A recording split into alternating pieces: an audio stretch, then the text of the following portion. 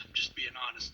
So, right now in the state of Arkansas, the state parks and federal parks allow you to carry open or concealed.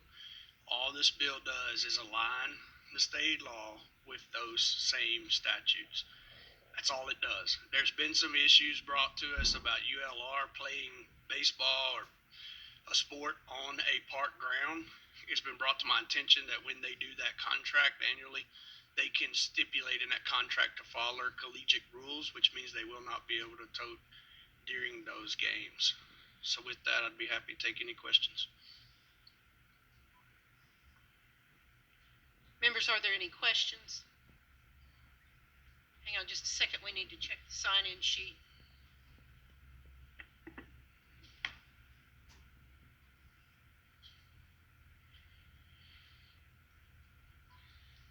All right, we do have someone who has signed up to speak against the bill, Blake Gary. Mr. Gary, if you'll come forward, identify yourself for the record, and you'll be recognized to speak against the bill.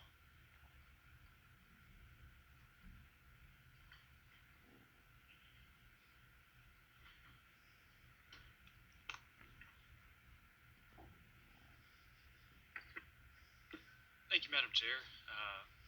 And members of the committee, Blake Gary, legal counsel with the Arkansas Municipal League, and always appreciate opportunity to be here to speak on behalf of the cities and towns and just kind of express just their real concern with this. And I think that concern might be a little obvious in that it just opens up, allows open carry in municipal parks. As Representative Wardlaw stated, at national level, national parks you can open carry, and I believe the same is true for the state parks.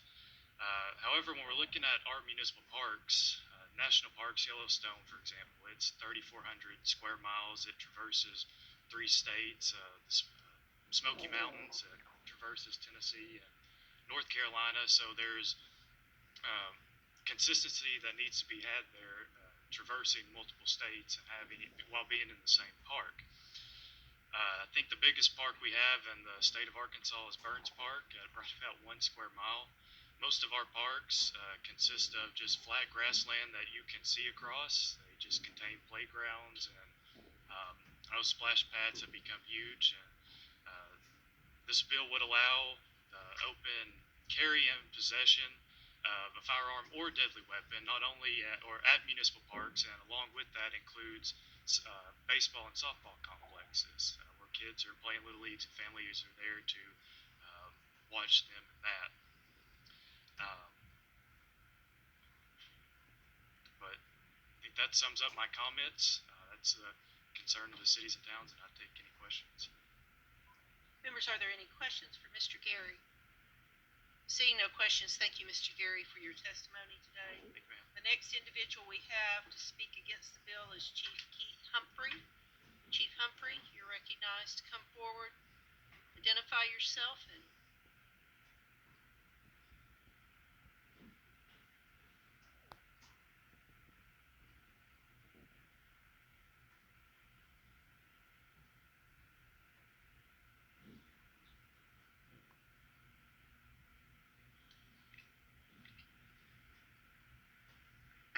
Can everyone hear me?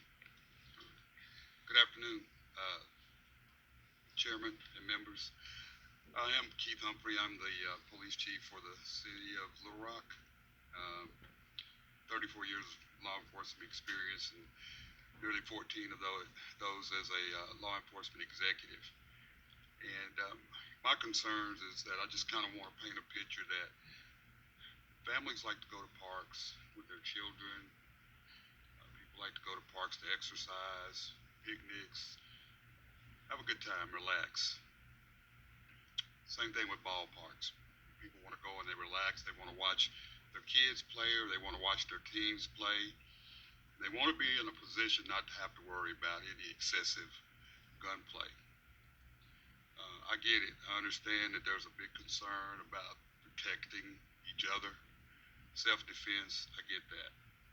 But, the main focus is I don't think people should have to go to a park knowing that there's a bill that allows someone to carry a gun and that person could be reckless or careless.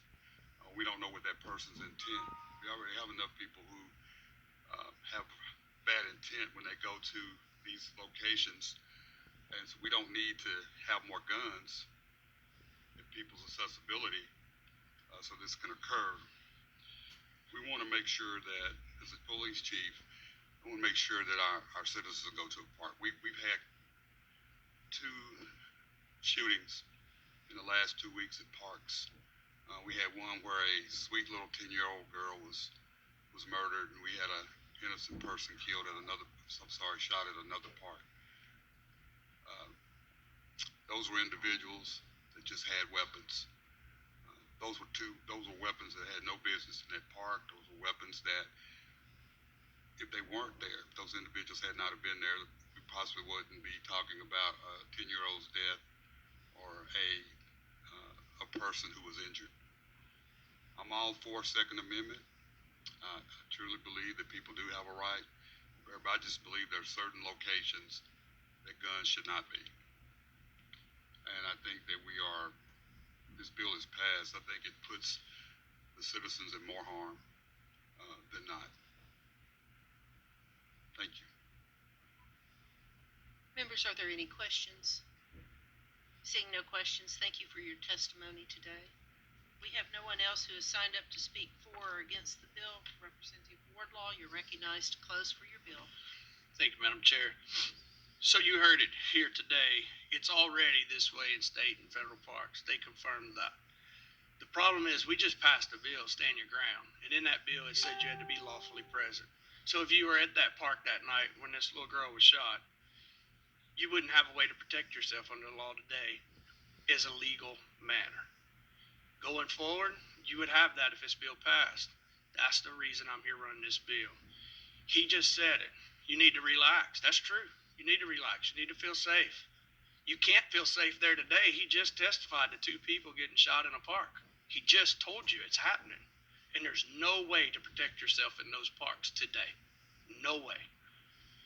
Are they going to put a police officer on every corner of that mile square in Burns Park? No, they're not. It's not cost effective. But it is cost effective for us to protect ourselves by being able to carry a gun in those places and relax with our family at a park. And with that, I'd appreciate a good vote. Thank you, Madam Chair. Members, Representative Wardlaw has closed for his bill. What are the wishes of the committee? We have a motion to do pass by Representative Smith. Any discussion of the motion? All in favor of the motion say aye. All opposed say no. The ayes have it. The motion carries. Let's call the roll.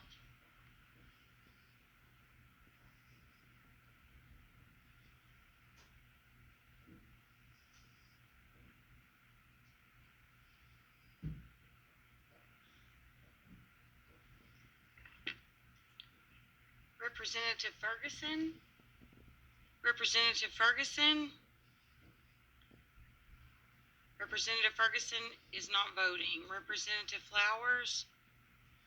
Representative Flowers votes no. Representative Nix. Representative Nix. Representative Nix is not voting. Representative Richmond. Representative Richmond votes yes. Representative Kavanaugh. Representative Kavanaugh votes yes. Representative Gazaway. Representative Gazaway votes yes. Representative Berry. Representative Berry votes yes. Representative Crawford. Representative Crawford votes yes. Representative Scott. Representative Scott votes no. Representative Slape. Representative Slape votes yes. Representative Clowney. Representative Clowney votes no. Representative Cooper. Representative Cooper votes yes. Representative Richardson. Representative Richardson votes no. Representative Collins. Representative Collins votes no. Representative McCullough. Representative McCullough votes no. Representative Hudson. Representative Hudson. Representative Hudson is not voting. Representative Underwood. Representative Underwood votes yes. Representative Smith? Representative Smith votes yes. Motion carries. You have passed your bill. Thank you, Madam Chair and Committee.